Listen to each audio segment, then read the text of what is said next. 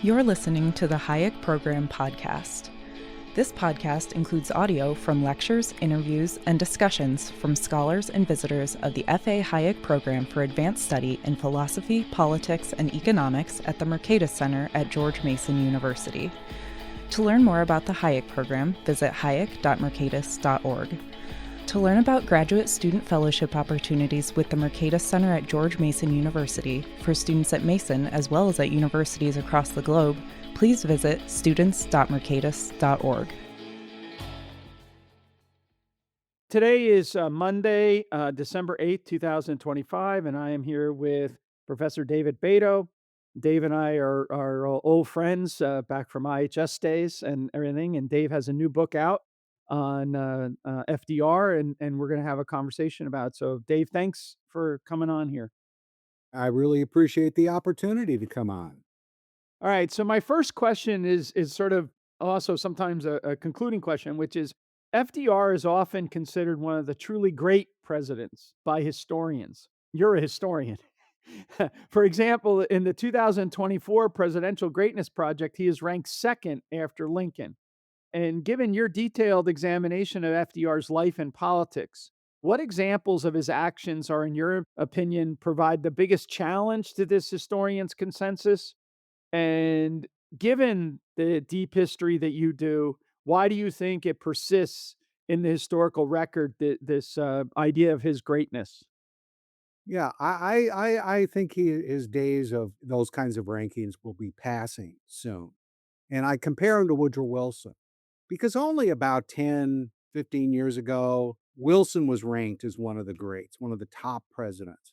But people started to look more closely at his record. A lot of people looked at his record on race, on the left and the right. They looked at his record on foreign policy and they said, this is not greatness. This is worse than that. This is setting up for a lot of problems that occurred later. I don't know. It's a rich target list with Roosevelt.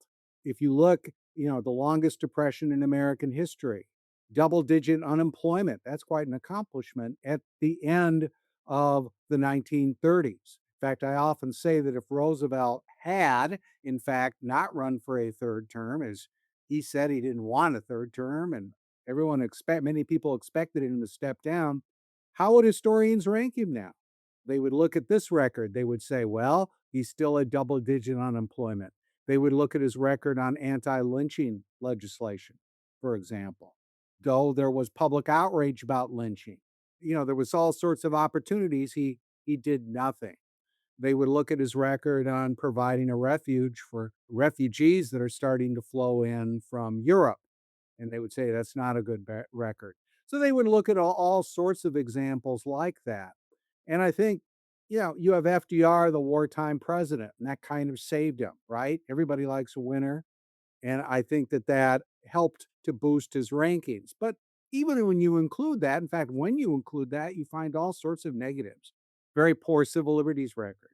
I argue is actually worse on civil liberties than Woodrow Wilson. Woodrow Wilson gets bashed a lot, I think, with some justice. But I would say Roosevelt's attitudes towards civil liberties is much more intolerant than Wilson's. Trouble is, for FDR's standpoint, is they had some institutional breaks on his ability to limit civil liberties. But his attitude was, I think, even more intolerant than Wilson's.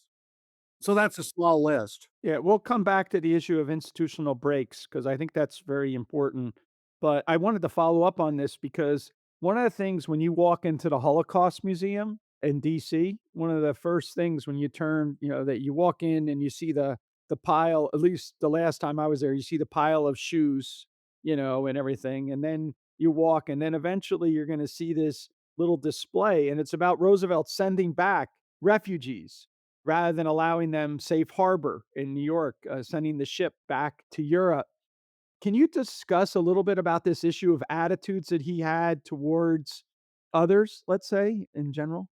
Yeah, we often look back on World War II and we see the Holocaust as a prime motivator, right? We had to fight the war against Hitler because of the Holocaust. Well, you got to put yourselves in the minds of people like Roosevelt and Churchill. Now they didn't like Hitler. They thought he was kind of a gangster, and they thought this guy's out of control and all that. But the persecution of the Jews at the beginning of the war, when the decisions were made, and I don't think I'm very controversial in saying this, that really wasn't, at the top of the considerations. Roosevelt's was an anti-Semite, right? People, I compare him to H.L. Mencken. People say H.L. Mencken was a anti-Semite. When you actually look at it, H.L. Mencken's views on Jews, Jewish refugees, was a world apart from Roosevelt, much, much more tolerant. And so Roosevelt was kind of a country club anti-Semite when he'd been which made him more insensitive. He was on the board of overseers at Harvard in the 1920s, and he pushed for a quota system, unsuccessfully, by the way. But he was in that group of the overseers that wanted a pretty severe quota system. Now, that isn't just his attitude in the 20s. In the 1940s, he is still defending his record as Harvard Board of Overseer. So you have opportunities to help Jewish refugees that are starting to come in the late 30s, and he drops the ball repeatedly. He just isn't interested. A lot of people say, well, he had a lot of Jewish advisors. Well, so did Nixon. In fact, I think Nixon had more Jewish advisors as a percentage. So that's not necessarily a good indication. So he had certainly an appreciation for the talents of these advisors, but he kept them somewhat at arm's length. And there was a kind of insensitivity there that I think is well documented by other historians other than me. Yeah, let's go back to Roosevelt's kind of intellectual origin story here, because you start there as well, and you talk about the influences in his education on the German historical school and the social gospel movement. If you could give some examples of those, discuss what those mean actually to people, because I think those are removed in many ways from people's mental models nowadays about what we think about, but that kind of idea of what imbues him, I think in your discussion, you referred to it as basically progressivism without any limits in some sense. Yeah, Roosevelt is influenced. Let's sort of step back for a second, though, and say Roosevelt is no great intellectual. And people commented on the fact that this guy didn't read books, right? He was more interested in collecting stamps, and he would spend hours on that, yachting. He was interested in pursuits like that. He was not a great student. He was a mediocre student.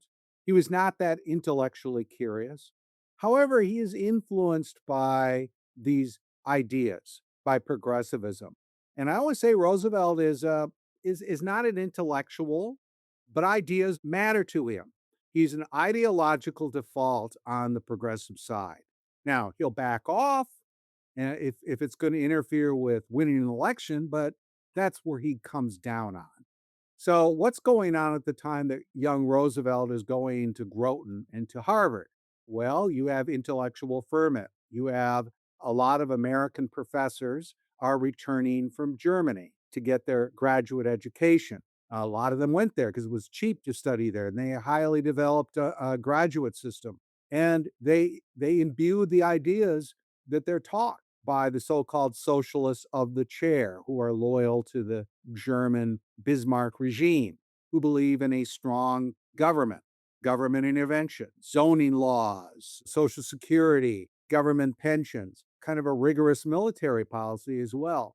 And so those ideas are out there. He has influenced them. He is early on, not later, but he early on is very much an admirer of the German system. He said they've discovered a new kind of liberty. Our old view of liberty is rather impoverished, and they have a newer view. So he's very influenced by that. He's also very influenced by two men who are influenced by that as well. So he gets a second hand. One of them is his very distant cousin, Theodore, who he often refers to as Uncle Theodore or Uncle Ted. And technically, I guess he does become his uncle in some sense when he marries Eleanor, because Eleanor is Theodore Roosevelt's niece. Franklin is something like sixth, seventh cousin, very distant, but they know each other. They move in the same circles and that kind of thing. So he's influenced by Roosevelt, and Roosevelt's view, Teddy Roosevelt's view, is very much focused on the ends, meaning you have a problem, you need to solve that problem. Don't worry so much about the procedures, the process by which you get there. So, for example, the Bill of Rights is something, don't get bogged down in these precedents, in these restrictions if you've got something. He is very influenced by Wilson. And Wilson and Teddy don't get along, but Roosevelt gets along with both of them. He is an early supporter of Woodrow Wilson, And he leverages that into a position in the Wilson administration, Assistant Secretary of the Navy. And from Wilson, he gets a lot of his sort of rhetorical ideas. Wilson talks a lot about democracy and human rights in very much an abstract sense. And we see Roosevelt picking up on that stream. So he kind of melds these two together in some interesting ways.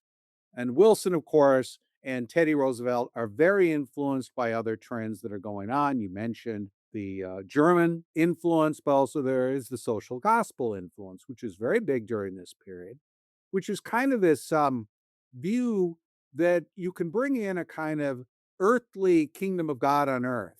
Murray Rothbard used to call it the KGE. And I think Murray had a good point there. These ideas are very influential, and these are Christians, but they believe that you can bring in the millennium in a certain sense by improving earthly institutions, right? You can eliminate poverty, you can eliminate war, you can do all these things. So there's a strong view that things are malleable. And Roosevelt, I think, secondhand, he's not that religious a guy, but I think secondhand through these other sources, he's influenced by that as well. Yeah, just a little aside for a minute, which is that, Rothbard had very strong interpretive frame for the progressive era, right? And he had this whole idea again about going to Germany and that these were basically Presbyterians who had a certain view about eschatology and then they were educated over there and they were post-millennial pietists, so they came back. And one of the things that's interesting about it is they many of it was concentrated and not so much in Harvard, where we're talking about, but actually in Wisconsin, at least in economics, the whole economics department there was very much grounded in this kind of approach. Richard Ely, who's the founder of the American Economic Association, was actually a major social gospel guy and pushing this. There's And Ely, by the way, was had direct influence on Teddy Roosevelt. yeah. I mean, Roosevelt said he made me sane in my economics. He taught me economics and made me sane in my economics. Yeah, have you I'm sure you've looked at it, but Thomas Leonard has this fantastic book on the progressives called The Illiberal Reformers. Excellent book, and I cite it. It's good Yeah, stuff. it flips everything in everyone's sort of mythology going back to the earlier part. It flips this mythology quite around. Herbert Crowley, is that I think that's his name, wrote The Promise of American Life. Yes. And that was also a majorly influential he was an influential journalist and then also author in this regard. Is that a correct interpretation of this? Yeah, and Crowley, this ends means issue is very important with Crowley. He made the argument that, well, Hamilton was right about government. You need strong government to get things done. But Hamilton was wrong because he wasn't for equality and he was an aristocrat. So Jefferson was right on that. Now, we can differ with the interpretation of Jefferson and Hamilton, but basically, Crowley's argument was Teddy Roosevelt is great because, I guess Wilson in some sense too, because he uses Hamiltonian means, meaning big government, to advance Jeffersonian ends, meaning equality and democracy, right? And I think Roosevelt, in kind of diluted way, kind of saw himself that way, but I say highly diluted. He's not a great intellectual by any means. I doubt he read Promise of American Life. He would have gotten this stuff secondhand, but he got it. Let me go on to my next question, which is, it's well known that free market people are not a fan of FDR, and many leftist revisionists are not a fan of FDR because, as you pointed out earlier, is racism and abuse of power. But you're a historian and you're like a really great scholar, and so in many ways, I'm not saying you don't have a point of view, but you're doing history and you transcend a lot of these ideological pigeonholes because you're beyond, pro market or, pro civil liberties. You're sort of seeing these things in together. How would you discuss and detail some of FDR's examples where it's an assault on individual rights in both the commercial sector and in their personal lives? Oh, well, I mean, I mean, I know the entire book is on this, but so maybe just a couple good Well, examples. these things are, I mean, I think it's fair to say that these things are interconnected. And this is where the historians of the left and to some extent the right kind of make a mistake. There's a general mindset here, right? There's an opportunism, there's a mindset that government is the way to go, bigger government is the way to go. Well, some examples of Roosevelt's views, and I guess this intersects on both issues in some ways, his view towards mass surveillance. And Roosevelt really is kind of the father of the mass surveillance state, but not in the ways that historians have traditionally said. A lot of historians will look at J. Edgar Hoover, who was certainly around during that period, and the FBI and the origins of the CIA and so forth. But they forget something that's called the Black Committee, which is a U.S. committee, Senate committee led by an economic progressive named Hugo Black, who later becomes on the Supreme Court, kind of a populist type, kind of a Bernie guy, but a loyal New Dealer in a way. And Black wants to discredit people that have opposed some of Roosevelt's New Deal reforms, including his economic regulations. So he wants to target these people who he believes are just part of the big business cabal. And so he brings them in to question them before his committee. And they fight back and often effectively fight back against him. So Black has the smart idea, or somebody has the idea, and Black runs with it. And that is, what if I could get these targets, these witnesses that I'm going to grill? What if I could get their private communications? What is the leading kind of private communication during the period? Telegrams. Over 50% of long distance communication is through the private telegram. They're instantaneous in many ways. People say things in telegrams that they wouldn't say in letters. They're very similar to emails and texts, very close parallels. And this is extremely important form of communication. So he figures, look, if I can get these private telegrams of these people, I can ambush them. I can get what they really think, and I can hold them up to scrutiny, and I can, literally ambush them because they won't know I have this stuff. And so what he does is he goes to Western Union. There's just a story about that the other day. Western Union and remittances sent by foreigners, and how the federal government is trying to get control of that. Well, what's old is new again.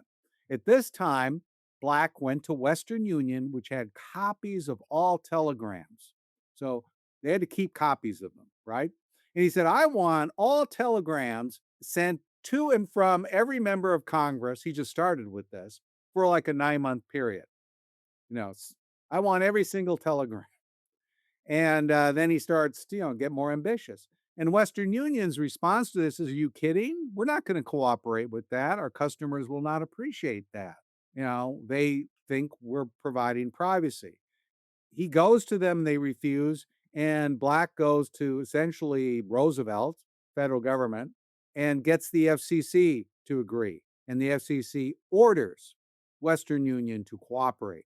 So Black and his committee staffers go into Western Union and they start looking through these big stacks of private telegrams, thousands a day over a long period. He looks at millions of private telegrams.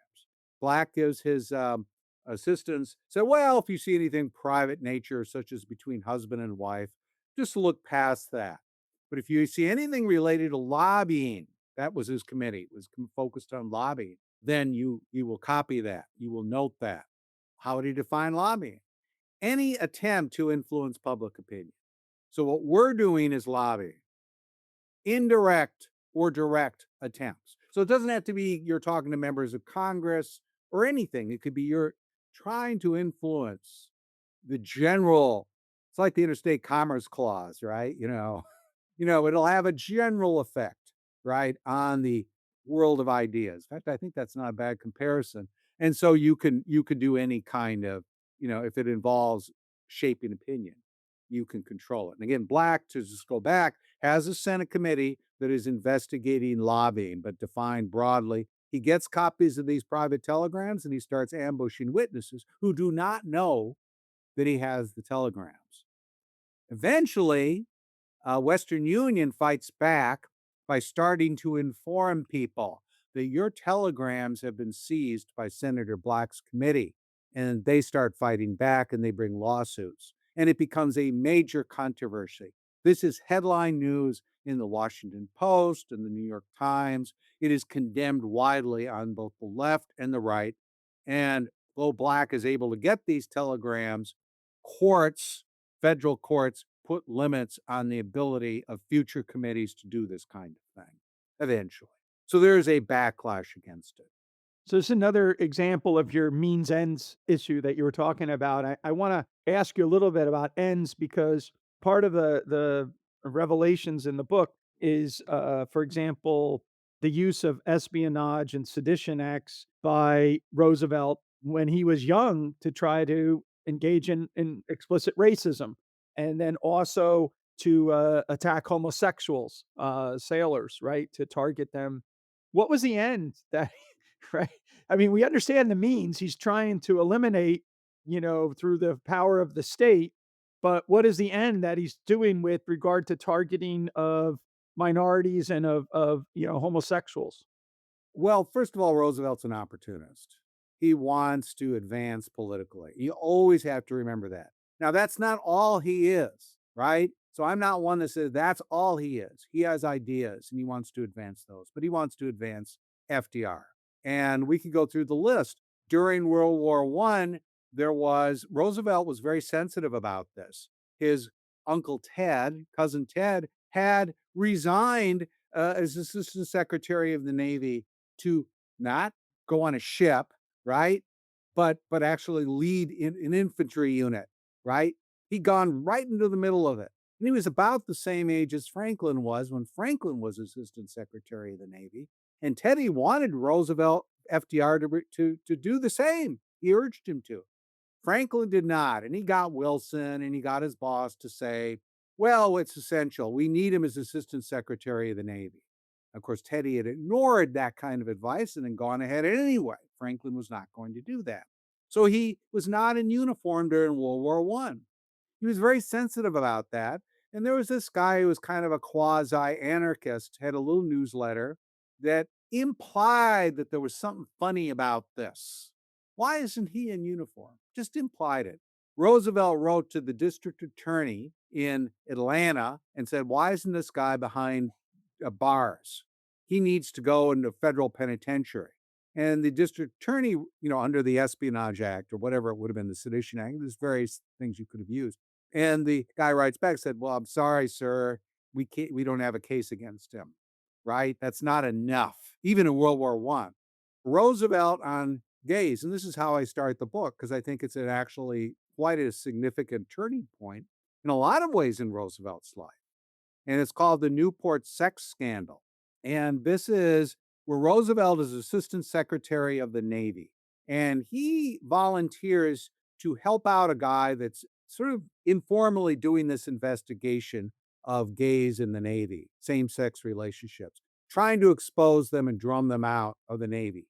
And it's a low-level investigation. And Roosevelt, it's kind of withering on the vine, but Roosevelt finds out about it and says, I'll back you. Not only that, he heads a unit called the Section A in the Department of Navy to investigate, to oversee the investigation of same-sex relationships in the Navy. This unit starts using methods of entrapment to entrap sailors. And what do I mean by that? When I saw it, I couldn't believe it. They actually go and have same-sex relationships. The investigators will have same-sex relationships with, people to expose them, to drum them out. And, they're defended by their bosses who say, well, you got to get it done. You got to get the job done. And so that's what they do. Now, you would think that's pretty bad, but you think, well, people's attitudes towards gays are, not like they are today. But even then, this is very, very controversial. Investigations are opened up, including by a U.S. Senate committee who finds Roosevelt at fault, said, Roosevelt denied he knew about these methods, but nobody believed him, and said he is responsible. He is unfit for office. This is headline news in the New York Times. And Roosevelt is very much on the defensive here. But initially his response is, well, if I have to send a ship from Newport to Cuba, I don't worry. I don't tell the captain on how to get the ship there. I just tell the captain to get the ship there. That's all I do. Right. That was his initial response. So this is very, very controversial. Roosevelt is just really upset by this and ends up not really hurting him because I think other things in the news are out there. It gets pushed aside, and Roosevelt sort of gets more of a sympathetic focus because only weeks after the Senate committee issues this damning report, less than weeks, really, Roosevelt comes down with his paralysis. And here's an interesting link. Roosevelt blames his paralysis on this investigation. He blames the Senate committee because he said they wouldn't let him testify, and they were out to get him. And how does he blame them? Well, they might have been right because part of the argument is that he comes down with this because of tainted water and a lowered immunity, right? What could lower his immunity? Tension, lack of sleep, worry, right? And that he blames this committee for this, and he might have been right. So this is the side of that people don't often look at, but again, it's pretty well documented. Some people have picked up on it, including a very recent author, a wonderful book, biography of Eleanor by David McCallis, who provided a nice endorsement of the book. But it's very much a big book that's out there about Eleanor Roosevelt, but has a lot on Franklin in it too. Highly recommended. But others have looked at this, how this was part of the puzzle. So that's in the beginning of his career as he's marching up, but he continues the assault on rights of individuals in both areas during his administration. Can you give some other examples of where Roosevelt is so willingly able to use the power of the state to sort of punish his enemies and reward his friends, let's say? Well, I gave the black community, and they're not only doing telegrams, of course, the black committee is looking at taxes, for example, which is controversial at the time. They're getting tax returns and they're using that. But there's a successor to the black committee called the Minton Committee. And Minton ends up on both black and Minton up on the Supreme Court, frankly, because his rewards, right? That's the key reason why black gets on the court. But the Minton Committee is doing the same methods, but they can't do private telegrams. So Minton gets very frustrated and he proposes a bill in the Senate. And frankly, I think Roosevelt suggested it. I don't have 100% proof, but I think he was certainly sympathetic to what Minton was doing. And this was a bill to make it a crime to publish any article known to be false, fake news. Roosevelt was very much worried about fake news. Said, I'm for freedom of the press, but I'm not for the ability of people to publish untruths. And that's what Minton is trying to do. Now, what's interesting about Minton's bill is that shouted down, I think it's a trial balloon. Roosevelt is asked about it, and he says, well, he's already seen that there's a negative reaction. He's saying, well, if that bill were actually enacted to make it a felony to publish untrue news, you couldn't find room in the federal prisons to put all the people that would be found guilty of that crime. The reporters laugh at that. Minton, though, has to withdraw the bill because it is so unpopular on both the left and the right. He's shouted down essentially. And Minton is not a minor senator. He's on his way up. And again, he was Roosevelt's first choice for the U.S. Supreme Court. The position went to Hugo Black. Minton turned him down because he wanted to stay in the Senate. Later, Minton had another opportunity and accepted an appointment to the U.S. Supreme Court. So those two guys were Roosevelt's two favorite senators, I think it's fair to say. Sherman Minton and Hugo Black. Hugo Black was the guy, it was said by Roosevelt's son, that father said that if he ever wanted something done, he'd go to Black. Black was a very ruthless, effective senator. Yeah, and one of the things in reading your book, I wanna end with this, but I don't wanna get there yet, but, is that, I kept on being struck by the more things change, the more they stay the same in terms of politics, but, maybe we can talk about that. I wanted to talk about the 2 big challenges that Roosevelt faces, that the reason why people think of him, in this, very favorable light is because he was someone who came to power in the midst of crisis, his whole regime. My dad was not a professor or anything like that. He was a soldier in World War II. He was a flyer. He flew over in Europe. He went in prisoner of war camp, all that stuff. When I was in college and I was first learning this stuff, and especially as I got interested in learning about like what Murray Rothbard had to say about everything, you know, FDR becomes like the main bane of your existence if the Great Depression is your focal point of studying economics. And my father always used to, argue with me. He said, "Listen, you don't change a horse midstream." So we had to stick with him, and he was up to the challenge. And what you were just saying before is that he was facing the big challenges.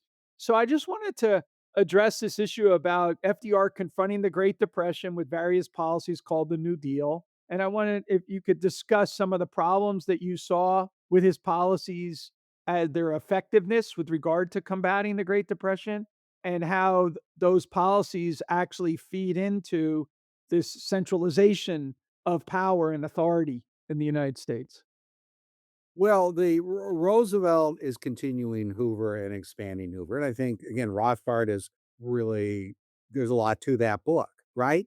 His book America's Great Depression. I'm not always a fan of Rothbard, but on some things I think he nailed it, and that was kind of one example. Hoover makes the big departure, right?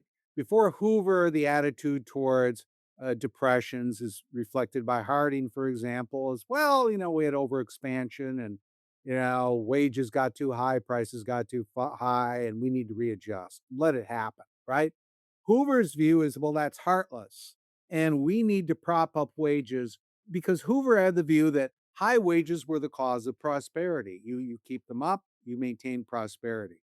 Roosevelt believes exactly that, but he also believes you want to prop up prices. So the big program that he brings, two big programs, and they're really key to the first New Deal, and they're kind of more forgotten now when people talk about the New Deal some ways, is the National Recovery Administration, which is the vast system of price and wage controls to force up prices, to force up wages, to limit hours, right? Incredible. People going to jail for violating this. And the AAA, the Agricultural Adjustment Administration, the same goal: force up commodity prices, force up agricultural prices by limiting production through any means necessary. That's his big focus. Neither one of those programs works, ultimately. And I think today, you know, even a lot of historians who would be on the left would really not want to defend those programs because the AAA, for example, led to a lot of African Americans being forced off the land, a lot of sharecroppers, a lot of ugly consequences. NRA discriminates against Black workers because it forces up wages and they're willing to work longer hours, immigrant workers and so forth, and they're punished under it. And that's pretty well recognized by a lot of people. So those would be examples where he gets right out of the boat. He's doing other kinds of policies like on trade. Roosevelt is a kind of protectionist. And the protectionists initially in his administration are really in the driver's seat to a great extent. However, they're not alone. There are free traders in the administration, and this is a constant battle. But Roosevelt really has an opportunity at the conference, international conference, only weeks after he takes office, called the London Conference, to sit down and try to stabilize the international economic crisis, which was spinning out of control. And he blows it off. He scuttles the conference. And again, even key Roosevelt defenders like Arthur Schlesinger Jr. say that was unforgivable what he did. So from the outset, he helps to create. Now, maybe it wouldn't have worked. I don't know. But he does not take measures, steps to kind of stabilize the international situation. So these are some examples. And there's kind of a lot of gyrations throughout his administration. Sometimes he wants to put big business in the driver's seat. By the end of his administration, he becomes something of a kind of a trust buster. Big business is the problem. There's a lot of unpredictability. And Robert Higgs has written about this, that this unpredictability creates a kind of regime anxiety, meaning businesses don't know what to do. They don't know if investments will be secure. They're fearful of the future. So you get a kind of economic malaise set in, and as a result, unemployment and so forth remains very high. So you can look at many examples like that. That it is, it is just not a very successful administration in terms of fighting the Great Depression. We're still stuck in it at the end of Roosevelt's second term. Yeah, and I think that you mentioned early in our conversation the idea that you had double-digit unemployment even in the late 30s, right? So before the war breaks out. So the policies are not working. But again, there's a mythology that they did work.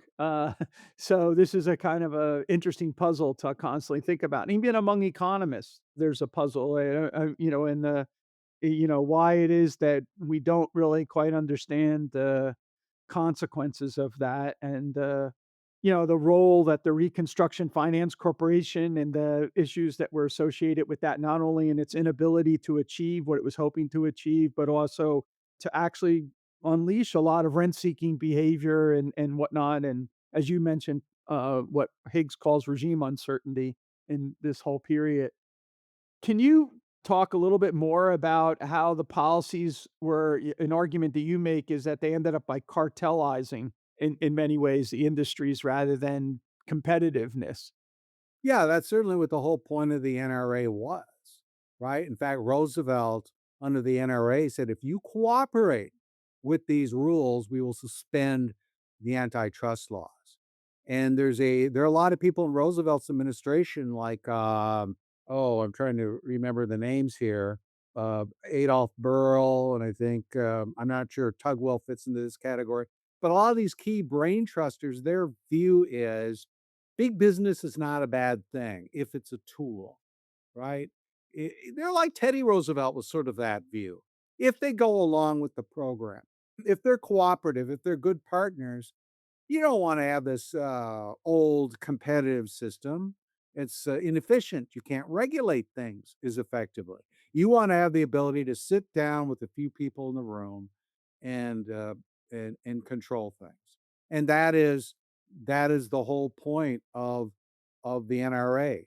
And it very much discriminates against small business. Example, there was a guy that actually went to jail, more than one guy, but one guy's name was Jacob McGitt. He was a tailor, and McGitt couldn't compete with the big shops on the main drags. So one of his selling points was that he would charge, I forget what it was, 13 cents for pressing his suit. Or I forget what the amount was. It was something like that versus 17 cents or whatever. It was something along those lines that the big people on the main drag would do. And he'd say, "Look, the only way I can compete is people don't even know my business is here. It's word of mouth. The only way I can compete is to charge less."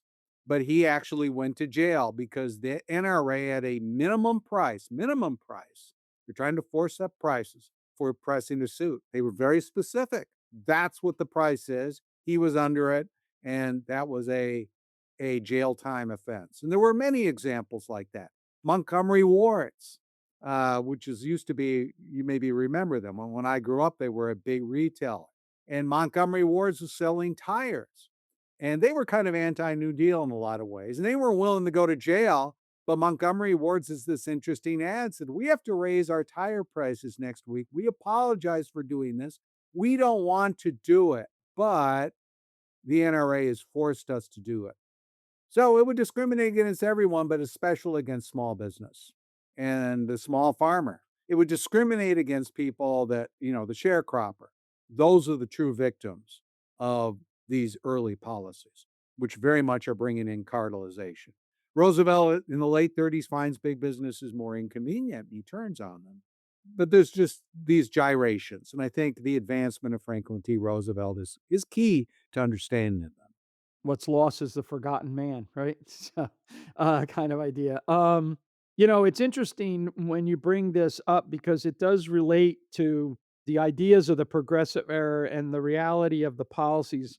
And as books like Gabriel Coco's The Triumph of Conservatism or James Weinstein, which were revisionist historians from the left, nevertheless identified this in this bigness. But if you go to Rothbard's narrative about the social gospel movement coming from Germany, it was to have big government, big business, and big labor cooperating with one another to be able to, basically organize the economy such that you could achieve heaven on earth.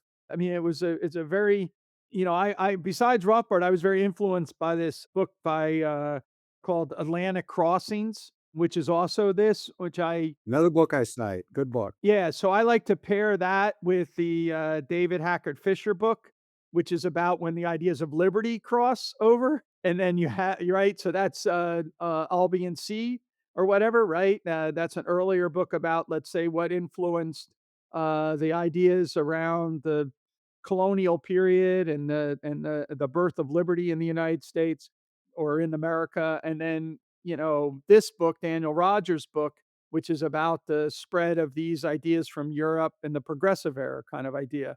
And I get that Roosevelt is a very pragmatic politician that is trying to push himself forward and be opportunistic.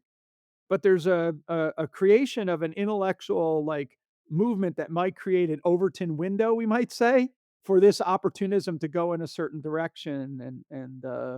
Yeah, so this play between ideas and opportunities, I think, is an important aspect of what's going on as well. Do you agree with that? I agree. And let me say, you sort of brought up to mind an issue. There are choices here. And a lot of people look at the New Deal, look at, well, that just had to happen, right? You got this bad economic situation, and big government was occurring everywhere. And so, it had to happen. It was kind of inevitable. And, that's a word that I don't like. Historians should not like. Now, you got strong tendencies, but was it inevitable? If you look at the 1932 election, Roosevelt does not run on a New Deal agenda. He uses the term the New Deal, but it's very vague as to what he's talking about. He's often attacking Hoover from the right. He's saying things like, oh, there's a little known speech that he called the Covenant speech. Very few people know about this speech right before the election, where he's attacking Hoover for manipulating gold prices, not honoring the gold clause and for securities, that kind of thing. He's calling for massive government spending cuts. And it's not just like he's saddled with this platform. He quotes the platform often. He gives speeches and he says, I agree with this platform. But he's again also going after Hoover on the left too in a more vague way. So Roosevelt is triangulating. He used to call that with Bill Clinton. Very effective. He's got rock ribbed conservatives. He's got H.L. Mencken, for God's sake, not a conservative, more of a libertarian. And it's perfectly understandable why Mencken likes Roosevelt, because he's sending a message to all people. So I don't know if I really am answering your question, but we often are caught up by the intellectual spirit of the age, that we see this as kind of this is just going to happen anyway. But you have a lot of politicians who are being very successful during the early 30s who are pushing budget cuts, for example, who are embracing tax revolts. That's a big element. And what are people voting for in 1932? Well, they don't like Hoover, but are they voting for the New Deal? I don't see that. Roosevelt could have gone in all sorts of different directions, and he has opportunities. One of them is there were opportunities to go in a different direction than he did on the federal bank holiday that he passes over, branch banking. And this wasn't just a theory. Canada did not have a single banking failure during the Great Depression. Why? Well, the general explanation is because they allowed banks to branch across provincial lines. And you'd have, the weaker banks, the units, they wouldn't go under because they were part of a larger system. There were proposals to allow that in the United States, and it was proposed by Senator Carter Glass during the transition period before Roosevelt became president. Roosevelt must have been aware. He doesn't comment on it that I know of, the Canadian system, but he vacationed there. And during the transition period, Glass is pressing a bill to allow banks to branch like the Canadian system. Who opposes the bill? Senator Huey Long launches a filibuster. And he's not very popular in the Senate, but he's getting some publicity over it. And Roosevelt has to choose. Glass is really pissed off because Roosevelt ends up not backing him. He ends up backing Huey Long. and this bill is scuttled during the transition. And that was the kind of thing that he might have done. So I'm not one of these people that say, well, you got to put yourself, well, I am in a way. In you do put yourself in the shoes of people at the time, and you end up seeing a lot of things that indicate that there were more choices than we've often been made out to be. Contingency is a big part of, history and understanding. I started my career doing Sovietology, and, there's, quite a big moment because when Gorbachev is leaving, the, mayor of St. Petersburg is a very strong liberal, but then he dies of a heart attack. Instead, you get Yeltsin, kind of thing. And what if this guy would have won rather than this guy, and these all these different contingencies in history that play out. It's hard to do counterfactual history, but it's kind of an interesting exercise to do. Well, historians do it all the time Yeah. because the assumption is, if Roosevelt had not brought in a New Deal, something bad would have happened, right? But they don't state it. But there's counterfactuals implied in historical discourse constantly, and people sort of dismiss that term. It's a but they do it anyway, right? But they don't do it explicitly. It's a fascinating to me that the Great Depression, so like the Great Depression still has such a hold over our imaginations. George Selgin just published a new book on, the Great Depression. I'm a big fan of what he does, though I think he overstates how the claim that Keynes had nothing to do with it. It is true that in a technical way, Keynes doesn't, but under consumption theorists do. And Keynes is a branch of under consumption theory. But like the advisors that you were recognizing, the brain trust, Tugwell. So maybe Roosevelt isn't as much of an ideological, fixed person, but certainly Tugwell is, and some of the other people like, as you mentioned, Burley and Means, all of these kind of people, they have very, very strong views about the way in which the economy operates and very strong leanings towards bigger and more involved government. And that sort of feeds into his advisors, and where did they get their ideas from? But a large part of this is their macro theory, quote unquote, a theory of depressions, is that we're under consumption theorists. And so this is going to, push a certain policy thing. Yeah, that would be my criticism of George's book as well, which I cite often. I think it's a wonderful book, and I highly recommend it. But I agree with you. This underconsumptionism, which Keynes is part of now, a more sophisticated version and all that, but it's pervasive and it's simple, right? It's a simple idea, and people latch onto it. Well, that must be the problem. They're not buying enough stuff, right? Why aren't they buying enough stuff? People understand that, and it's a crude kind of version, but it's pervasive. And I think Roosevelt did believe that. He's not an intellectual, but those ideas are out there big time. Hoover believes it. We often don't realize that Roosevelt and Hoover were pretty friendly at one time. All right. They move in the same circles at one time. But part of the reason that they are simpatico is that they kind of agree on stuff like that. I mean, I think one of the real messages from your discussions of the Great Depression are not only this issue of centralization and in many ways counterproductive policies that we can judge ex post, but also just the willingness to engage in political weaponization to achieve your ends. And I want to come back to that in the end, but let's go to World War II because that's another thing that you challenge, which is a hard thing to challenge. So you're very brave in this regard because this is considered, right, the greatest generation. Again, the mythology of this is one of great sacrifice and great victory. And your argument, in many ways, is suggests that the war, because of Roosevelt's strategies, was executed in a way that increased human suffering and losses and prolonged in many ways the conflict. Can you elaborate on that claim?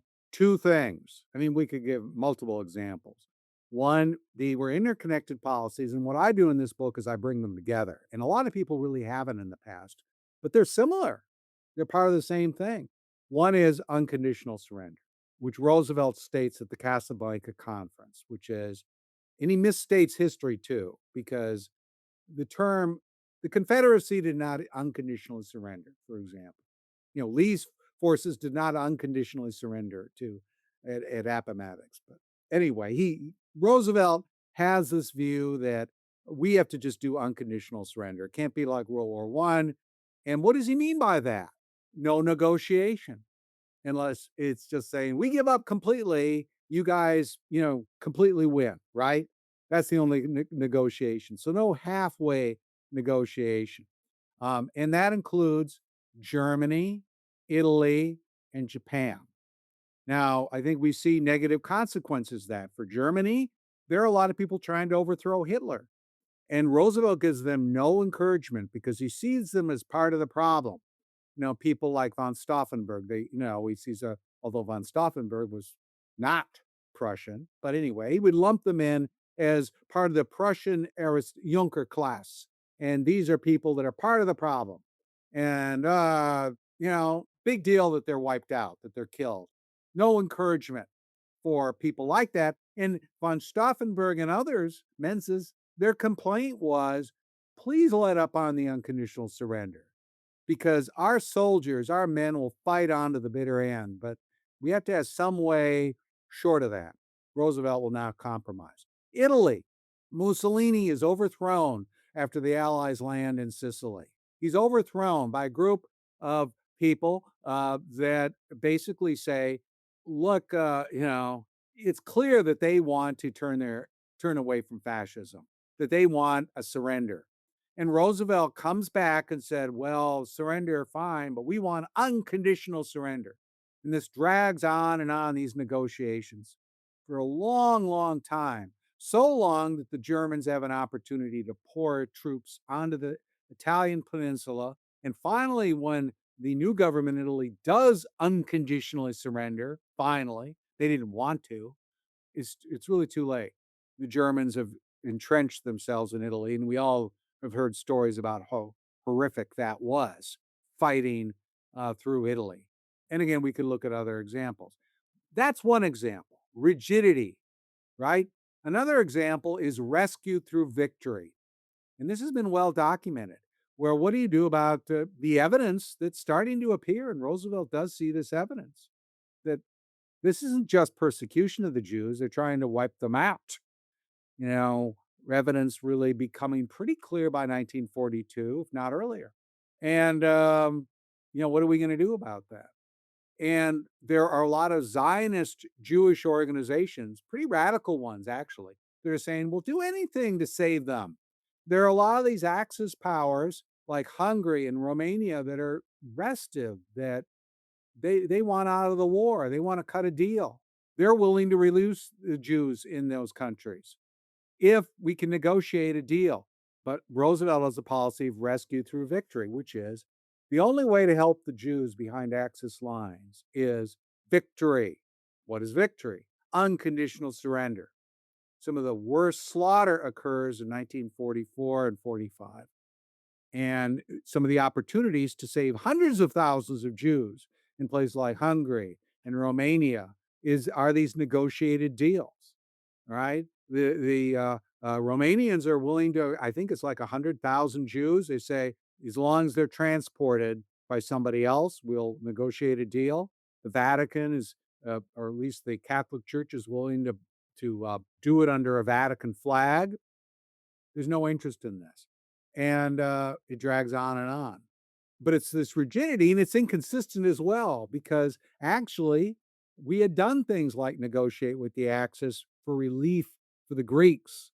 We'd negotiated a deal with the Axis to provide relief supplies to Greeks because there was starvation going on. We've done stuff like that, but there's no willingness to negotiate, even with third parties, because they're tainted in Roosevelt's view. So these two policies lead to a tremendous amount of death and destruction that were unnecessary. But Roosevelt is a rigidity. He goes on record. Stalin does not think unconditional surrender is a good idea. Neither does Churchill. They don't think it's a good idea. Eisenhower doesn't like it. But Roosevelt, he's the boss, right? And that is the policy that is pursued. And Truman has to pick up on it. Even though I think Truman ultimately had misgivings about it, he feels he can't buck that. He goes along with it.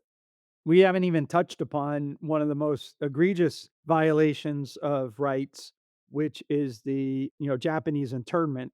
But a lot of people know that example. So adding these other examples, I think, just shows the willingness. If I say one thing about that, Yeah, go ahead. Yep. they know about it, but the historians even today will excuse Roosevelt. And they'll do it in subtle ways. They won't defend Japanese internment. However, they will say, well, he was busy. He had a lot on his mind. And there was all this hysteria. And it was sort of like he had to do it. And I don't think that's true. And you can read the book to see why I don't think that's true.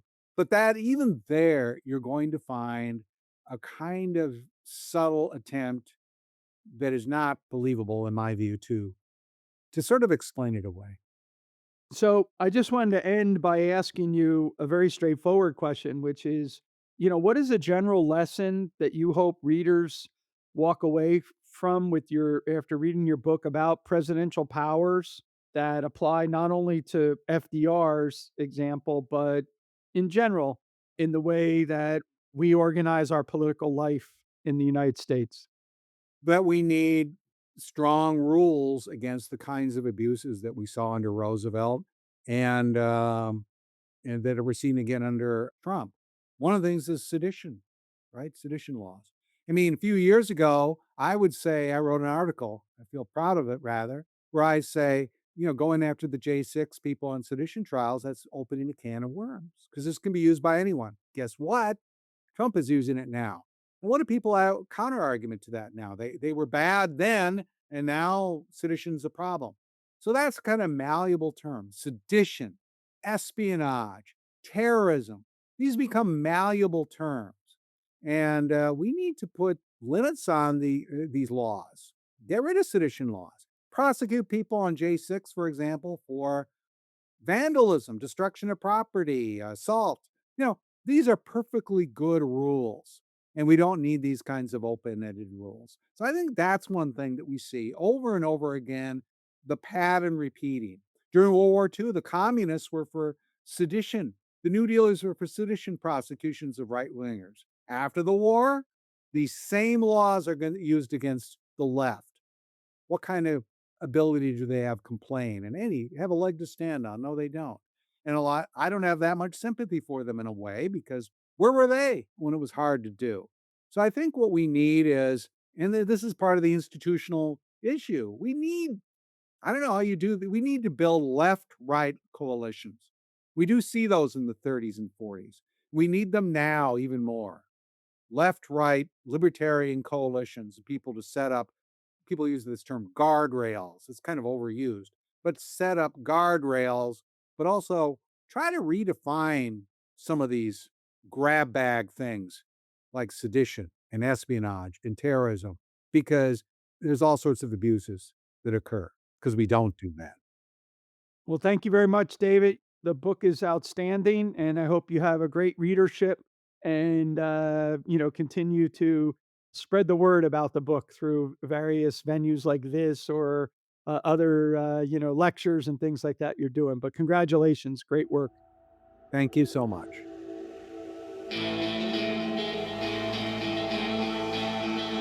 Thank you for listening to the Hayek Program Podcast.